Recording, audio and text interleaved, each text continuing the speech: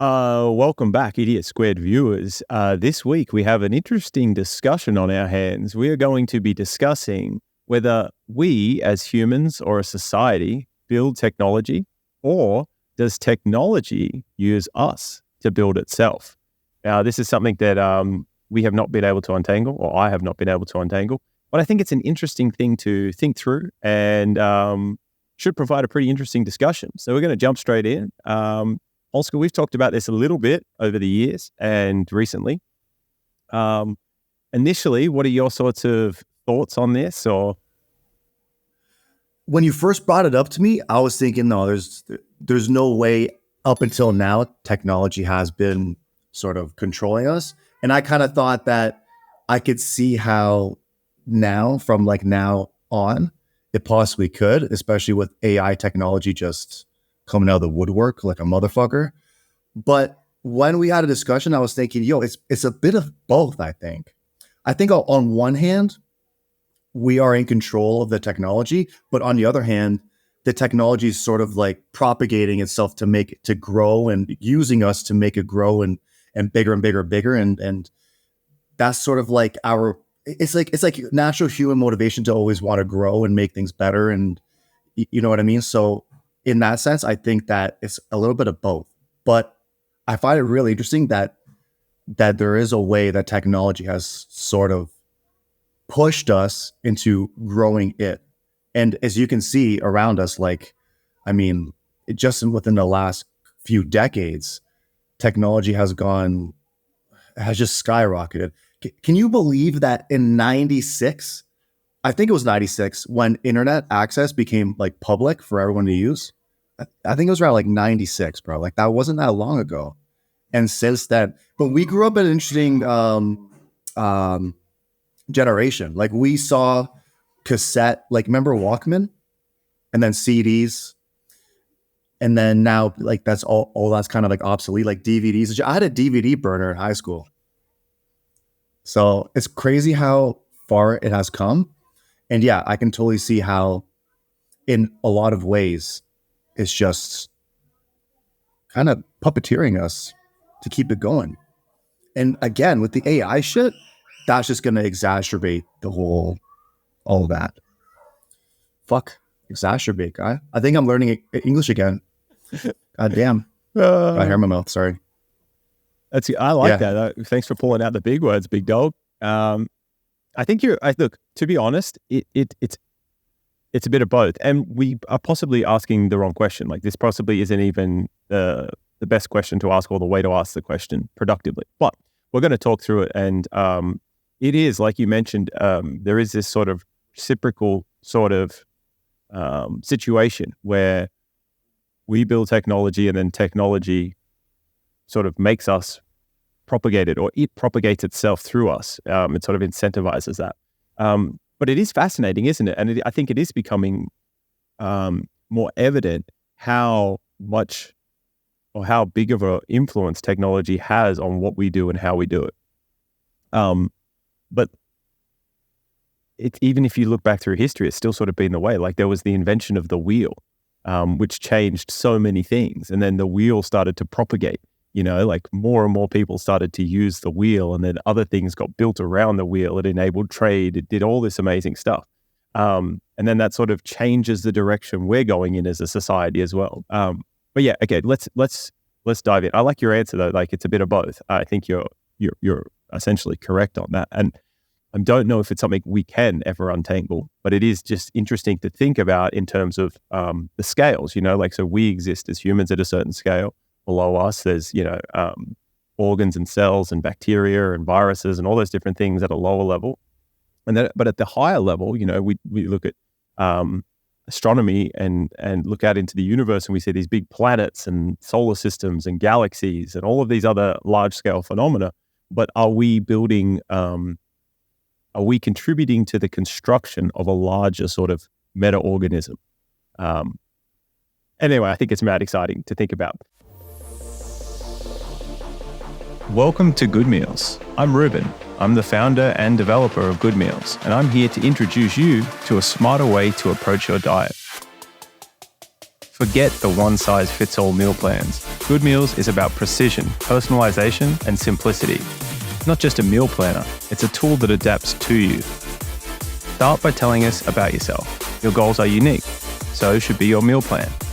Good Meals utilizes advanced AI to tailor every meal to your specific nutritional needs. Here's where it gets interesting. Our extensive database isn't just a collection of recipes, it's a culinary exploration. Whether you have specific dietary preferences or just what's available in your fridge, Good Meals finds the perfect recipe for you. And it's not just about variety. We focus on the nutritional value, ensuring that every bite takes you closer to your health goals. Join Good Meals today at goodmeals.health. It's not just about eating better, it's about revolutionizing the way you think about food. Because at Good Meals, every meal is a step towards a healthier, happier you. So partially, the reason we wanted to get into, or I wanted to get into this today, was for a few reasons. Like we've been discussing it over the last few weeks and over time as well. But something interesting happened today. So Claude 3 was released, which is the third installment of the Anthropic's large language models. And there was an interesting test that somebody on Twitter did, which is essentially like testing its ability to pay attention to large contexts, right? So if you put like a large amount of information into the LLM or in your prompt, how good is it at finding the needle in the haystack, right? So if you put in lots and lots and lots of information, can it pick out, like, can it actually pay attention to a very specific piece of information within that haystack, right? Let's call all that information the haystack, and then we're looking for the needle, which is this tiny little piece of information. And Claude's answer was kind of creepy. And this is the first time I've ever seen this sort of maybe a behavior or the way it appears to us. Maybe I'm reading into it, or maybe we're all reading into it too much. But it appears like it has the hints of awareness or self-awareness, right? But it is just predicting tokens, so it could just be a coincidence. But I'm just going to quickly share it. So we can just quickly go over this to sort of just preface this whole topic. So let's have a look here.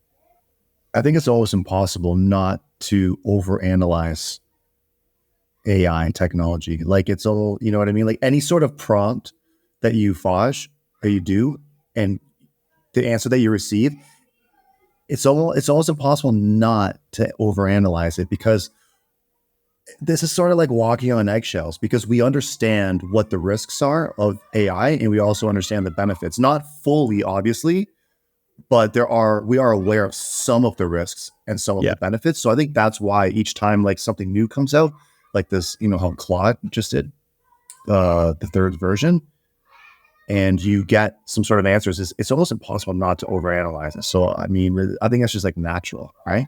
Yeah, but it's just fascinating because it is just token prediction, right? Like that's what we're sort of saying. But there do appear to be these sort of emergent abilities and or behaviors that come with scaling the amount of compute and training data. And it's fascinating how that starts to emerge. You know, from little things, big things grow. From simple things, complexity can arise. We know all of these things to be true.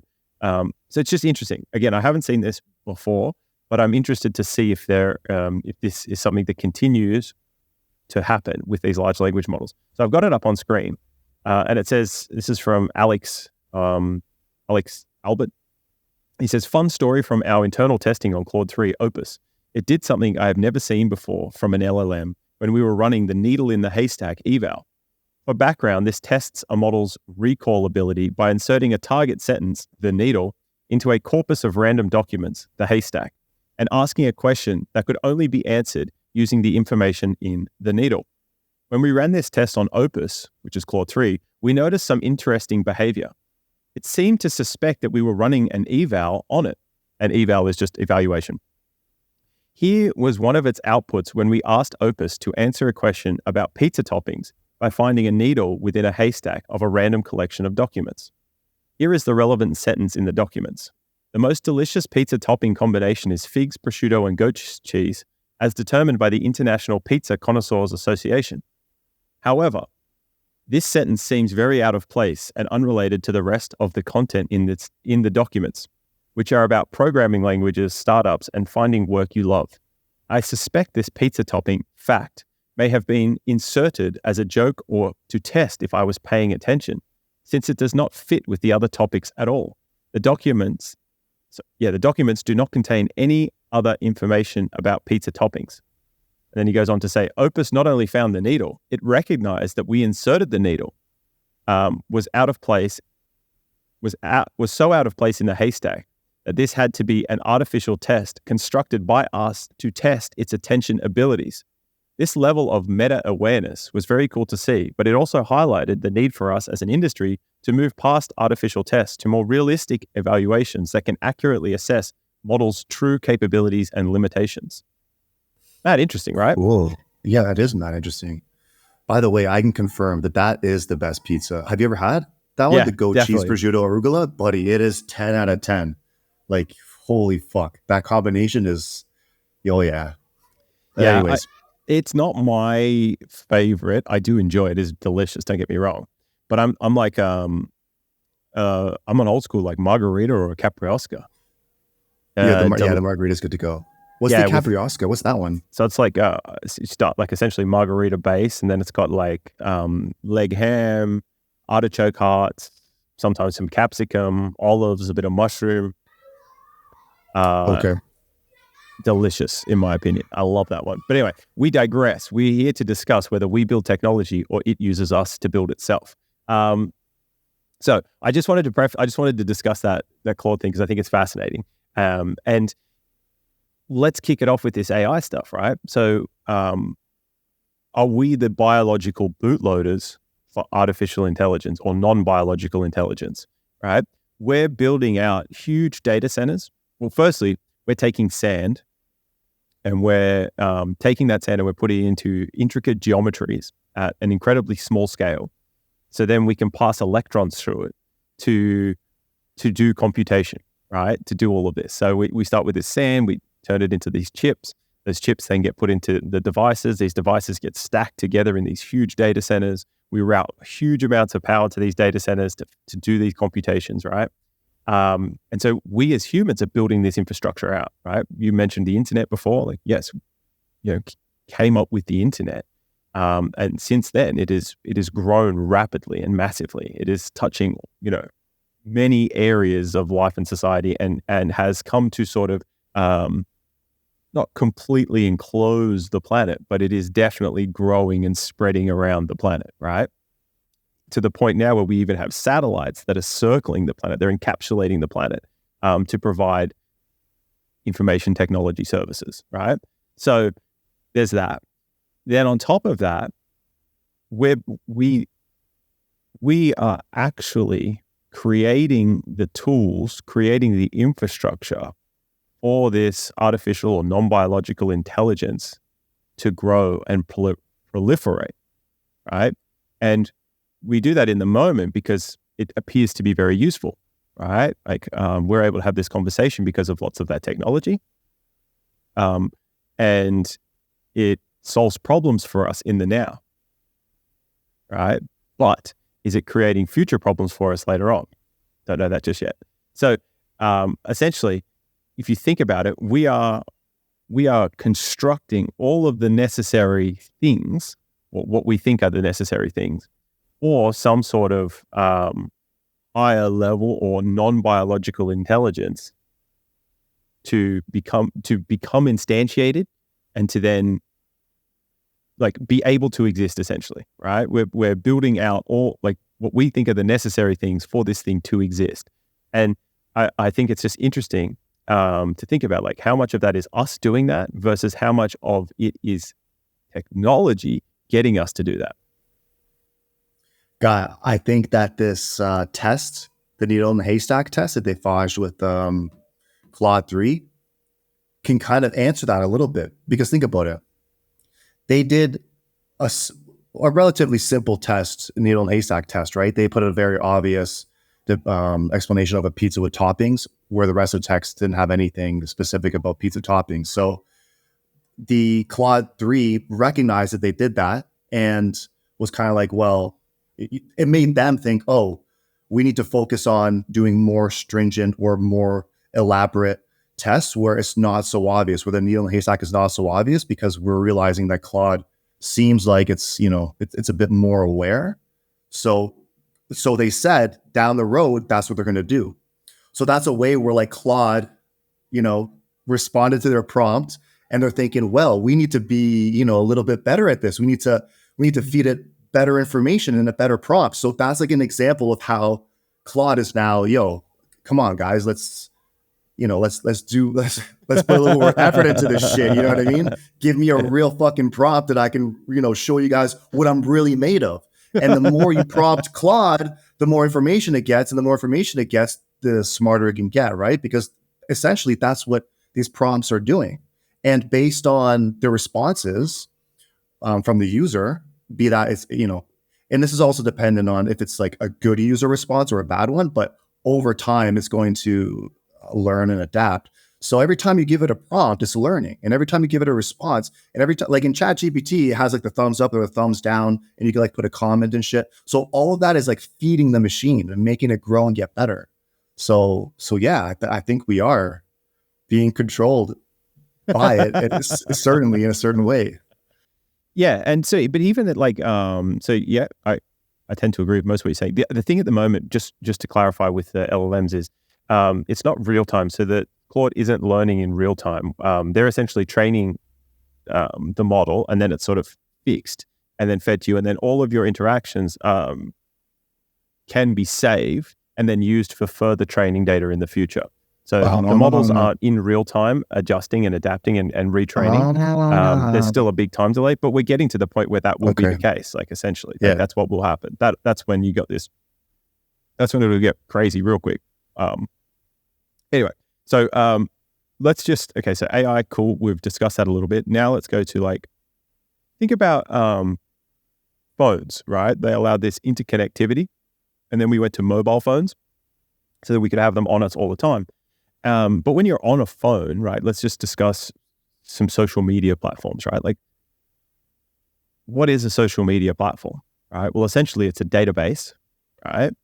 And it allows people to upload things to that database, and then it allows other people to tune into things that are on that database, right? Or tune into it. And currently the tech companies use algorithms to take that massive amount of content or information that's in that database, and then the algorithm essentially searches through that and displays things to you, and it sort of learns what you like or what you want to pay attention to, or what gets your attention or what keeps you on the platform. And its job is to essentially be like a little interface between that massive database and you. Its job, right, its function is to try and find the content or whatever's in the database that keeps you on the platform for as long as possible. Right? So it's this little thing that's tuning into you. And essentially what it's doing is it's interfacing you into this giant database of information or content. Right? And so there's an interesting way to think about this, which is you're spending your time and energy on these platforms if you're engaged in it, right? Like, YouTube, we like YouTube. I spend some time on YouTube. I would like to think that I have influenced my algorithm to show me things that are net useful to me, right? But at the same time, I could be wasting my time.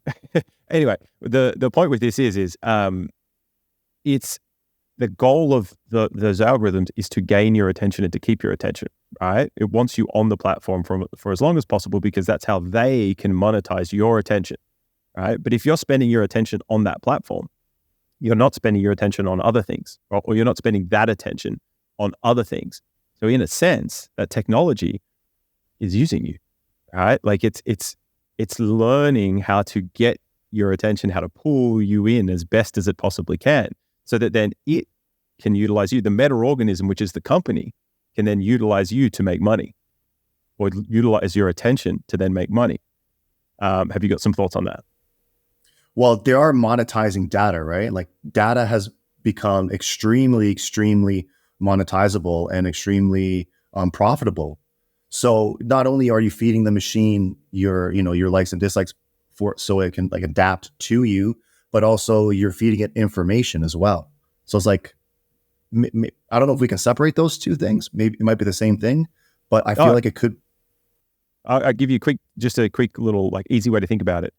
Data is like unconnected points, right? Information is like data that is in formation, right? Like it's grouped together, it's connected in certain ways. You're starting to connect the unconnected points. And then knowledge is information that self-persists, right? So it can keep itself persistent over time. It's like truth in a sense. Right. So so you're essentially feeding it both of those things, and both of those things are very valuable, especially today, because like we're like in a data-driven society in many ways, where data has become very, very valuable. And what's valuable to people has become, what's it called? Attention. That's it. Right. We live in like an attention-seeking society where these corporations are making a lot of money off of our data. So that's like the way that the whole thing is sort of controlling us. Yeah, but through attention, essentially, because if they've got your attention, then they can present things to you that they can be paid to present to you. And that's essentially how that flywheel works. So it's just interesting because, like this technology does solve problems for people in the short term. Like for a lot of people, they're bored or they're whatever, they want to learn something. They can go onto these platforms, they can tune in. But that algorithm, in a sense, can get to know you better than you know yourself, right? Like I think that a lot of the people that complain about what they see on social media are actually just complaining about themselves, right? Because the algorithm is essentially showing them what they engage with and what keeps them on the platform for as long as possible. So they've essentially tuned their algorithm to certain things, and they're getting confronted with the fact that they don't like that. Yeah. So yeah, people do say that they're not feeling that. Interesting to think about. So I actually asked ChatGPT this question, and it's kind of interesting, the response. I'm just going to read it out a little bit. Feel free to interject or stop me at any point to discuss anything. But yeah, so I said, there's a question that I have and have not been able to untangle, and that is, do we as humans build technology, or does technology use us to build itself? And so I said, let's explore this and think through it step by step kind of thing. So it says, this question sits at the intersection of philosophy, technology, and anthropology, presenting a nuanced view of the symbiotic relationship between humans and technology. So let's break it down into manageable parts and explore the depths of this intriguing inquiry. So it's a step one, human agency in technology creation. So initially, it's clear that humans build technology, right? We do, in a sense, right? This process starts with a problem or need, leading to innovative solutions through the application of scientific knowledge and engineering. This phase is driven by human creativity, intention, and resourcefulness. Inventors, scientists, and engineers harness principles from physics, chemistry, computer science, and more to create tools and systems that extend our capabilities, improve efficiency, and solve complex problems, right? It says, step two, technology's influence on human development. Once technology is created, it begins to shape human societies, economies, and even our physical and cognitive abilities. For example, the invention of the wheel not only improved transportation, but also had profound implications on trade, agriculture, and urban planning. Similarly, the internet has revolutionized communication, information sharing, and learning. In this sense, technology has profound impact on directing human progress and societal evolution, suggesting that technology also uses us as agents for its proliferation and integration into daily life. So it says, step three, the coevolution of humans and technology. The relationship between humans and technology is not one-sided, it's reciprocal. That's what you were saying about it's both. Okay, so this co-evolution suggests that while we create technology, the technology we create, in turn, influences how we develop further technologies. It shapes our thinking, problem-solving approaches, and even the nature of the problems we seek to solve. For example, AI and machine learning technologies not only solve problems, but also create new fields of study and innovation, as well as problems, guiding human intellectual and creative efforts towards new frontiers. So let's talk about technology as an autonomous entity.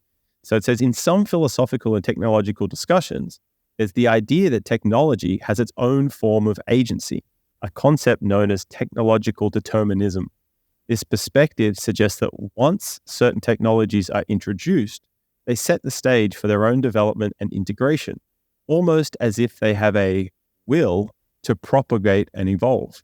This view posits that technology drives social change, often independently of human intention. So it's, in conclusion, ChatGPT writes, in essence, the relationship between humans and technology is dynamic and cyclical. We as humans certainly build technology driven by our needs, desires, and creativity. However, once created, technology influences us, shaping our behaviors, societies, and even the future development of technology itself. It's a continuous dialogue where both humans and technology use each other for evolution and progress. So we're essentially co-evolving with technology. Wow. Yeah. Yeah, that's wild. And you can totally see it. Like, technology has had a huge impact on culture, right? Like, you can go almost anywhere in the world, for example, and you go in a subway, you'll see most people glued to their phones, right? That's like a cultural shift. Like, it's like it's like a worldwide effect on the culture. Everyone just sort of walking around and glued to their phone. Not everyone, but you see a lot of people behaving that way, right? It's very similar type of behaviors, and also it has made popular things across like many different cultures. Whereas we would probably see before the internet, you'd probably see a lot larger differences between cultures worldwide. But since the internet, and now because it's advanced so much, and because social media is so big, you have like social media culture infiltrating all cultures around the world. So like underneath each culture, there's also like this internet culture too, that's being like intertwined into each culture. And that's where the similarities happen between all the cultures. It's kind of wild to see. Yeah. In a sense, it's a bit homogenizing, right? But in another sense, like even within that homogenization, there are still these definite pockets of diversity and difference, but like there are these large overlaps that are still shared because of the technology. Just when you were talking about that, it made me think, just like in having thinking about these things in different terms. So think before mobile phones, right? The dominant form of communication between humans was person to person, right? Like IRL, right? In real life, like human to human communication, where you are physically in closer proximity to each other, right? So it's close proximity, human to human communication via language and body language and vibes and all of the other things, right? But you're physically you're in a much you're in closer proximity to each other, right? Now with the advent of technology, mobile phones, social media, the internet, all of these things, we have an intermediary, which is technology, which is computers, right? So you just mentioned that, you see that people can be glued to their phones now, right? Like, so one common thing that you do tend to see if you look at old footage versus footage from today is that back in the day, people were talking, interacting with each other a lot more in person. And now it seems to be we engage through the phone with people, but it's through that technology, right? Like, so when you're looking at your phone, or even you and I talking now, we're talking, I'm looking at your face via a computer screen. What's really happening is that information is being transmitted via the internet to a data center somewhere, right? And then is being transmitted from that data center to you, and then vice versa for me, right? Like, so there has technology, or we have inserted technology, or technology has inserted itself in between our communication layer, right? And it's now mediated through this technology. It's going to these data centers. But it's also crazy to think that what's happening is when you take a video and you upload it to social media, you're capturing a moment, okay, or you're in your life or whatever it is, you're capturing that, and then you're sending it to this data center.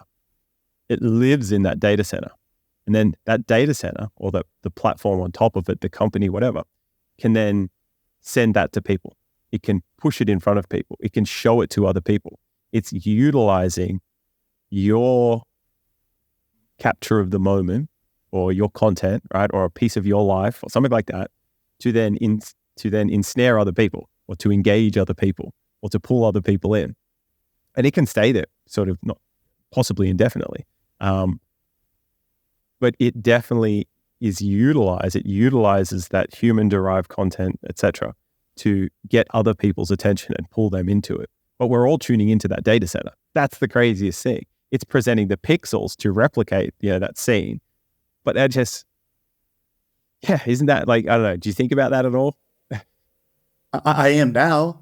Since we started this podcast, I didn't think about that too much. Like I always thought about, the issues surrounding that, but I didn't think of it from this current perspective that we're discussing today. I find it like super interesting actually, because I'm kind of looking at it from like a different lens now.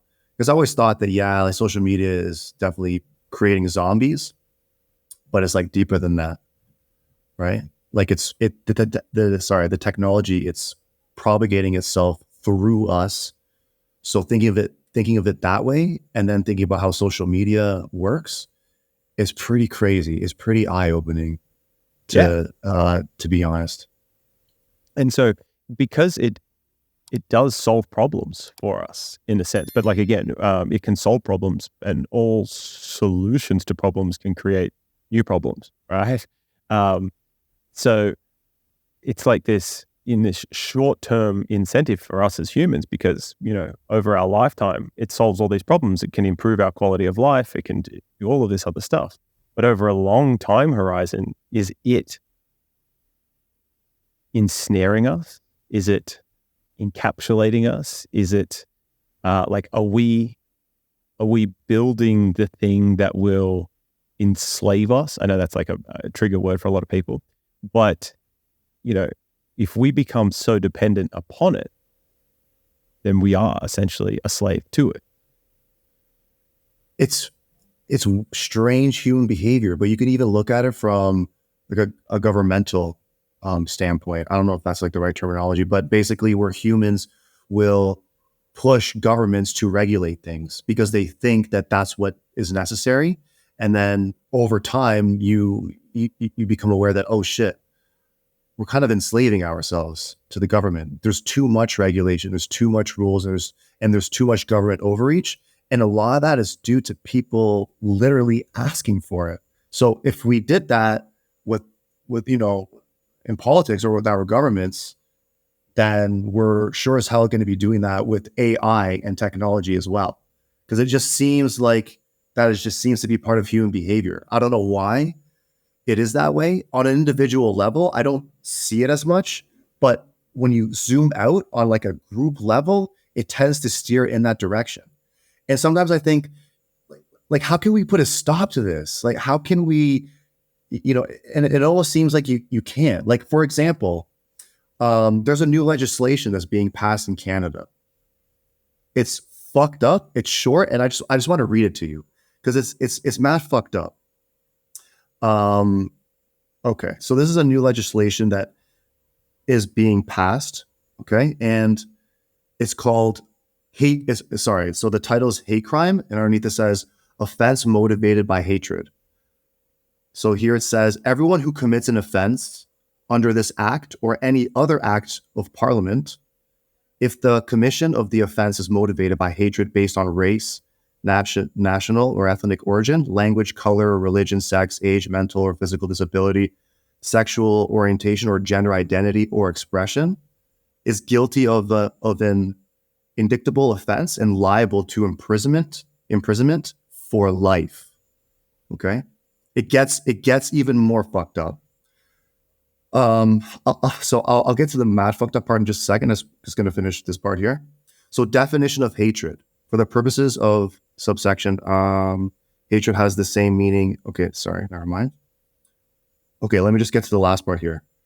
So the last part says fear of hate propaganda, offense, or hate crime. A person may, with the Attorney General's consent, lay an information before a provincial court judge if the person fears on reasonable grounds that another person will commit A, an offense under Section 318 or any of subsections.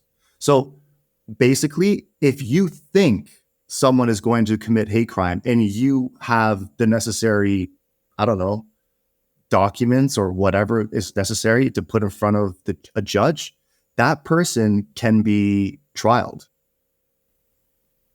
That's bad. Bro, that's like, have you seen the movie Minority Report? Yeah. With Tom Cruise? Right? So in Minority Report, they have like these, I don't know, like fortune tellers or something. It's the Future Crimes Unit. Yeah. So they basically what they do is their job is to basically see a crime before it happens.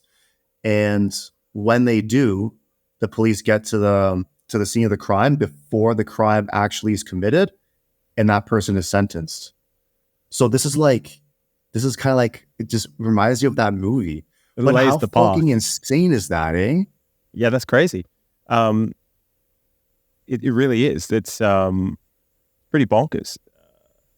Trying to wrap my head around, just like, I know. I read it this morning, dude, and I was like, "Yo, this is like mad overreach." You know what I mean? Like, I'm not cool with hate crime, but dude, life imprisonment, but the other thing where if there is a smidgen of something where you believe that someone might commit a hate crime, that person can be sentenced. That's insane, dude. That's fucked up. Well, both are, but that one especially, dude, that's crazy. Yeah, the last part really is the crazy part, because it uses correct me if I'm wrong, but did it say if you feel like it? Is it based on a feeling? I know, because this is so fucked up. I'll read it again just so. Yeah, go. Yeah, no, because so it says fear of hate propaganda offense or hate crime. A person may, with the Attorney General's consent, lay an information before a provincial court judge if the person fears on reasonable grounds that another person will commit the hate crime. Yeah. So if you think someone's going to say, I can't even use an example because I don't want to go to jail. Life imprisonment, Canadian. Yeah. So if you are in fear that, oh my God, someone is going to like say something racist against me, or they're going to call me by the wrong pronoun, for example, because this is what I think it's actually about. I think it's to push the LGBT agenda a little bit further. It's a way to sort of let it get pushed a little bit further and sort of, I just don't get why they would want to incriminate people. Like, I get that would probably help pushing the agenda further because people are just going to have to like shut up completely and not say anything. It's just crazy. But yeah, but if you just think, from my understanding, if you think that someone's going to call you by the wrong pronoun, then and there is like sufficient, I don't know what evidence to prove that fear that you have is possible, then yeah, someone can be sentenced, incriminated. Yeah, that's crazy. It's very much like the inmates are running the asylum over there in Canada. That's bonkers.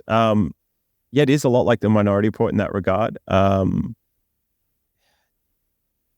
So is this like, I consider governments to be sort of meta-organisms as well, right? And so that they essentially have gained the monopoly on power in that geographical location. And so but this just really kills a huge amount of error correction, which is not good for the long-term health of something. So it seems to be disincentivizing or encroaching on people's free speech for sure, but very much so. Like it's a very limiting rule. Like it's like almost forces people to just not communicate or not talk because the risk of doing so is outrageous. Like you could get convicted for life in prison by saying something that somebody interprets as being hateful. Like, Yeah. what happened to the old sticks and stones will break my bones, but names will never hurt me? Like, Yeah. that was Can we go back to so that? important. Oh, well, I think we're going to have to. We might have to go through the worst times before we get back to that. But Yeah. yeah, fascinating. Okay, so let's link this back to this coevolution with technology, right? And try to untangle this a little bit.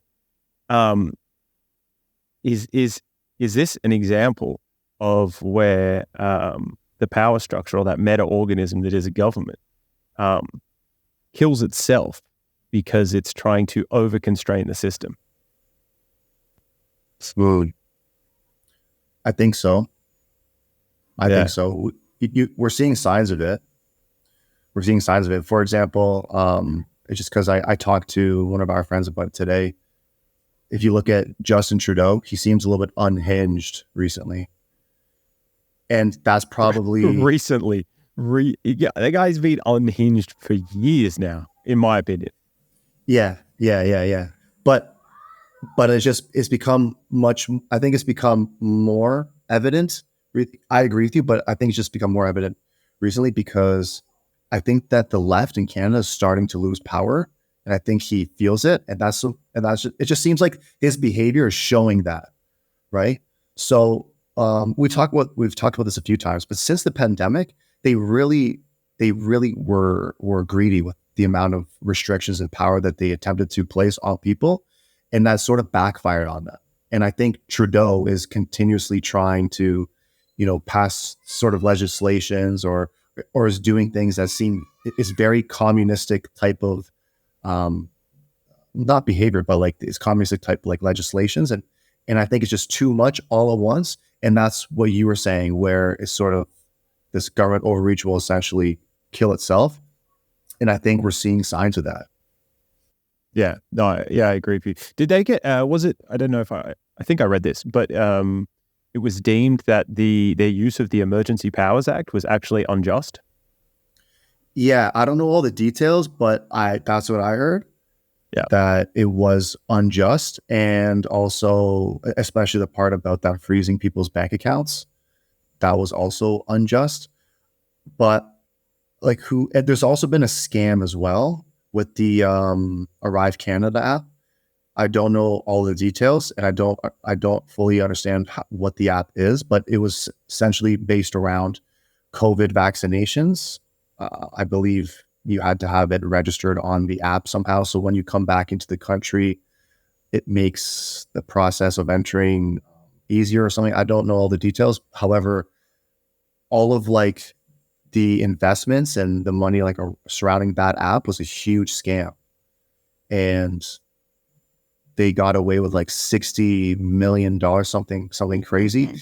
And they invented corporations or businesses that didn't even exist, and then they were giving money to those businesses or corporations, and underneath all this is Justin Trudeau. So I'm thinking, well, okay, isn't it time to maybe sentence the leader, make an example out of him, so and then we could take advantage of that, so all the politicians coming up realize that, oh shit, we're no longer untouchable. Maybe I should get my shit together and do things the right way. I think it's time that we make an example of someone, and Justin Trudeau is the perfect guinea pig to do it.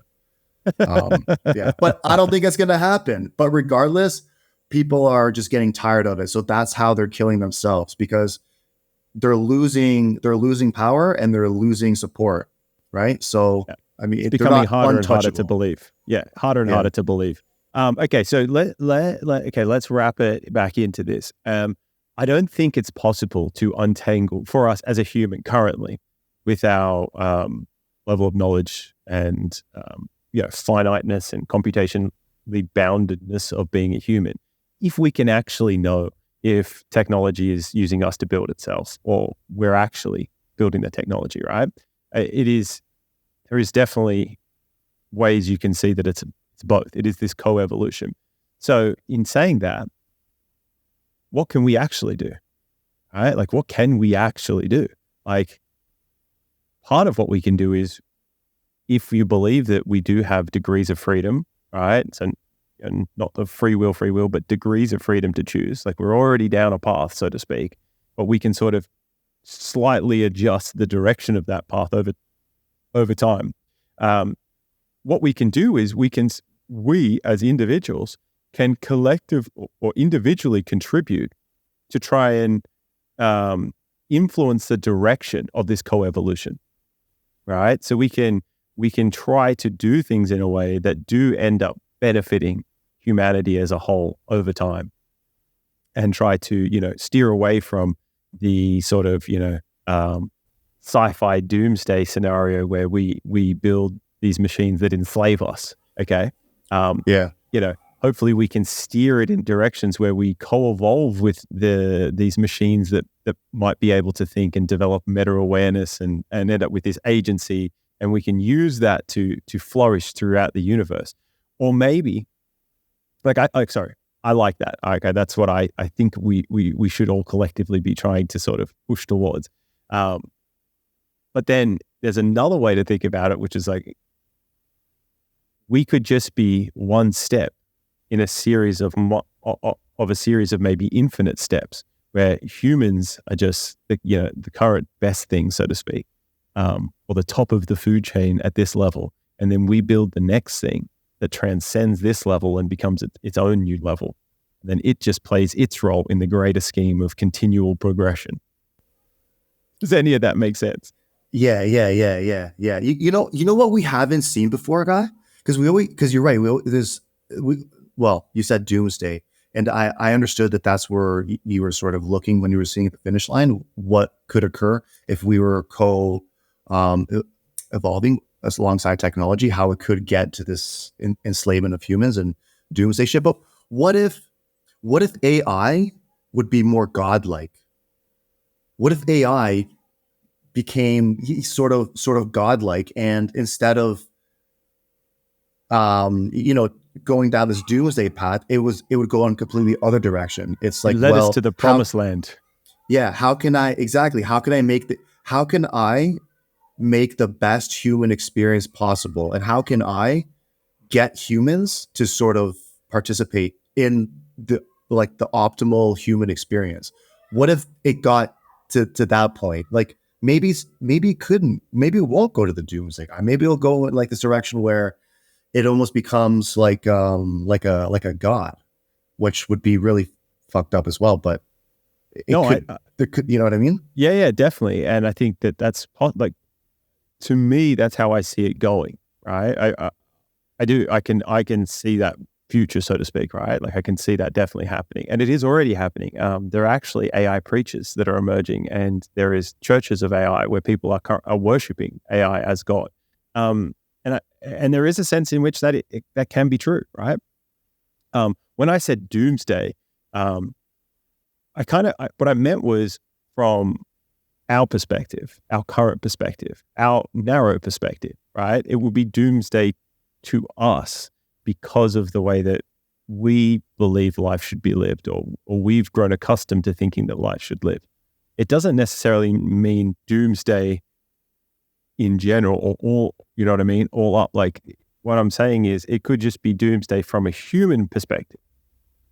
But in terms of, progress in the universe, or development in the universe, or, just progression in the universe, we were just a part of that. What we are, and we were a part of that process. And then as that those processes continued, that is the natural evolution of it.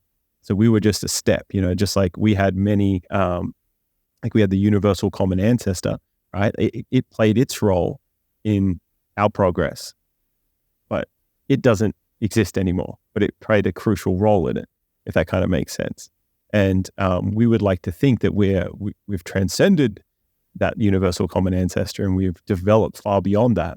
But then in that same sense, AI could look back at humanity and think, well, they played their role, but we have now transcended that. That's what I kind of meant. I meant from our perspective, it would be a doomsday. I gotcha. Have you ever seen the show Westworld, or heard about it? Oh, it was an HBO show a few years ago. I don't know if it was based on a movie or a book, or if it was a movie before, but the show takes place in sort of this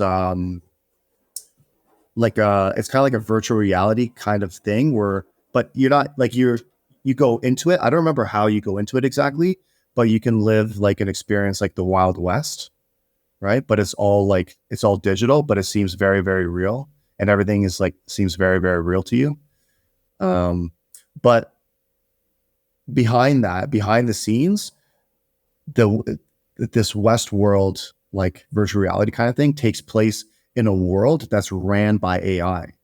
And I don't remember if they sort of see AI like as a god, but AI is sort of in charge of everything. So what the AI does is that as soon as you're born, right, it analyzes your genetics, and then it says, okay, like based on the genetics of this person, this is the job they're going to have. And what the AI is attempting to do is optimize humans and optimize the planet, so it's like a better place to live for everybody. So as soon as you're born, like you already know what job you're going to have in the future based on your genetics, right?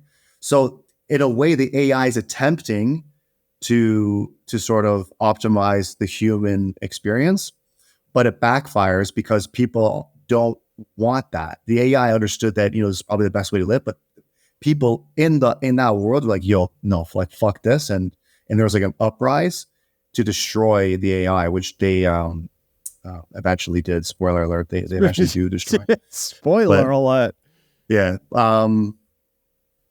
Yeah. So I just remember that as I was saying, there's no like good examples of AI being this sort of trying to optimize human experience. But in that show that it attempted to, but look how it didn't work. And what ended up happening is that it enslaved people.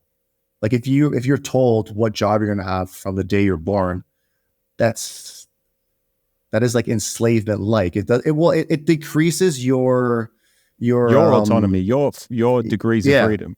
Yeah. yeah, It's exactly. taking So away your choice. But look, that's a great example of essentially like, you know, that is entirely possible. And we've just spoken about in this pod, like, you know, there are cases where that is happening already, where like, you know, people think, and we all do this to some degree. Like we think we probably have a lot more free will than we actually really do. We think we're really making decisions when it was actually a whole a series of many other complicated things at varying levels that we don't have the ability to map or model or be aware of that actually led us to make that decision. And we just tell ourselves we made that decision. That, you know, there's many good arguments for that as well. So yeah, well, this is the crazy thing is I can see all of those futures are possible. And in a sense, there's probably going to be a few of those futures. Like I think that there will be a good percentage of people who actually want that, who want to actually probably just be uploaded into a simulation or live their lives in a simulation, because that could be maximal human experience for them. But I think there will also be people who want to be true to their biology and in this physical world, so to speak, living in that physical world as well. So it's an interesting thing. The future is going to be crazy. That is one thing that is, in my opinion, for sure, the future is going to be crazy. But I do think that it is an interesting question to think about. I think it can lead you down some interesting paths, and it can help to sort of see things differently and see things from different perspectives when you start to think about this question. But ultimately, what can one do, or what can we do? And I think that is think of the futures that you would like to live in, or you know, how you might want the world to be, and put your time and effort into creating that. You know, the best way to predict the future is to create it.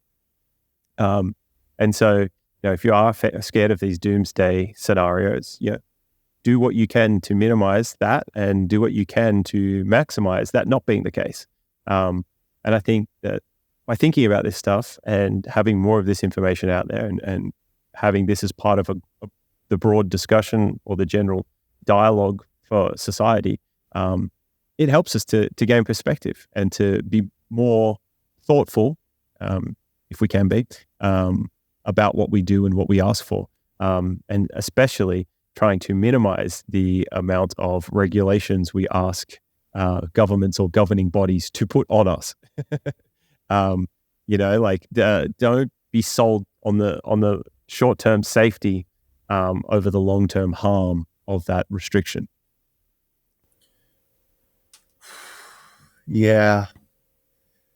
If yeah, like we would have to, as a society, the culture would have to change in order to ensure that we evolve with AI and technology in a way that's beneficial, well, I don't know, maybe equally beneficial or more beneficial to humans. Because that's like my biggest worry is that we sort of push governments to place more regulations, and I'm worried that we would do the same with AI. But It's already happening. yeah, Just quickly, but the craziest thing about technology is, whoever restricts the growth of it in a sense is going to lose out to some degree, yeah, right? Like if you ban the development of large language models or you ban the development of certain technologies, you're essentially retarding yourself. You might be short-term protecting yourself, but long-term you're actually endangering yourself, because if somebody else develops the technology that can do things at greater scale and capacity than the others, it will essentially take it all over. So if the countries that do overregulate are essentially in some sense you could be considering slowly killing themselves. And then the places that encourage development and accelerate the progression stand to gain a lot, because the countries that restrict it are essentially weakening themselves against the countries that aren't restricting it. if people demand open source AI, that might be a way to attenuate some of the risks. Like if people understand that having it as an open source AI is most beneficial, if people sort of demand that, that could help. Maybe one way is because we know that once like some of these AI models become more and more regulated, there's always going to be someone putting out a more open sourced version of that. And as long as humans continue to look for those open sourced models, like we're essentially, we're in control of the market basically based on our decisions. Like we decide where we go shopping, we decide, where we buy things, and we decide what platforms we want to use. So if we're conscious of that, and we know that we should probably support open sourced models more than some of these regulated ones, I think that could be that's a good like step in the right direction. What do you think about that? Yeah, look, I think like everybody has their arguments for open source and closed source. I see the validity in both of it, but I do tend to lean towards open source at all, because then it's sort of like levels the playing field, right? Like if someone's going to try and do something bad with that open source model, well, then heaps of other people have the open source model that they can use to combat what the bad person's doing, and it just kind of like balances out, right? It's kind of like that. Another one that the people use is the game theory with nukes, right? Like once enough people had nukes, then it kind of became like the optimal strategy was to not use them, because if you used it, then someone else could use it and it would create destruction. So it was like mutually assured destruction. And it kind of stopped people from using them, which appears to have been a net good. Like we didn't blow ourselves up, which is great. So I think that could possibly be the same thing with the AI models and open sourcing it. But yeah, it's a fascinating thing to think through. Yeah. Don't let it get you down if it gets you down. Like it makes you challenge many things philosophically. But I do think that we do. I like to think that we do have agency and some degrees of freedom as biological beings, as humans. And I think we can all contribute to collectively steering the progress into directions that are useful and that we enjoy. And to maybe ponder on the fact that, well, maybe us as humans we are just a step in the progression of the universe experiencing itself. Maybe we are not the final form. And maybe we can find joy and solace in collectively contributing and playing an integral role in the progression of the universe experiencing itself. Hell yeah. I Well, love the thanks for tuning optimism in. guy. Yeah, I try to be You're optimistic, welcome. helps me get out of bed, But no, thanks for tuning in, everybody. You got anything else to say, Polska? No, that was gorgeous, guy. That was fun. passionate in this one. Good. I'm glad to hear it. Thank you very much for tuning in. If you stayed through to the end, you're one of our true fans. Thank you very much for that. And stay tuned for another pod next week. Peace. Goodbye. Have fun. Good night. Love you, bro. Peace. Love you too, guy. Bye. Later.